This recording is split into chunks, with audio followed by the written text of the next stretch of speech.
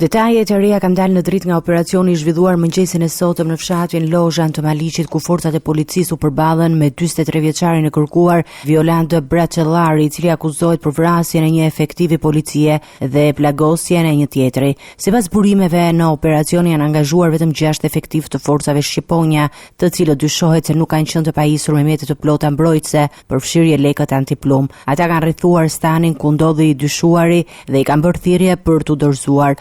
Braçellari ka refuzuar thirrjen dhe ka hapur zjarr me armë automatike në drejtim të policisë. Si pasojë, efektivi Enea Mekolli ka mbetur i vrarë në vend, ndërsa kolegu i tij Edison Adri është plagosur rënd në zonën e Nofullës. Pas shkëmbimit të zjarrit, forcat e rendit kanë arritur të neutralizojnë autorin, i cili është goditur me 3 plumba dhe është arrestuar në gjendje të plagosur. Fillimisht ai është dërguar në spitalin e Korçës dhe më pas është transportuar drejt spitalit të traumës në Tiranë, po ashtu edhe efektivi i plagosur është transportuar me helikopter ushtarak për mjekim të specializuar. Burimet pranë hetimit bën midis se 43 vjeçari ka një histori të gjatë kriminale dhe konsiderohet me rrezikshmëri të lartë. Ai ka shpëtuar më herët 2 operacioneve të Reneas dhe ka qenë i dënuar për trafik droge me një vendim të formës së prerë të gjykatës së lartë në vitin 2024 që konfirmonte dënimin me 10 vite burg. Megjithatë, mbeten ende të paqarta rrethanat se si nuk ndodhej në qeli, pavarësisht vendimeve gjyqësore në ngarkim të tij. Në vitin 2024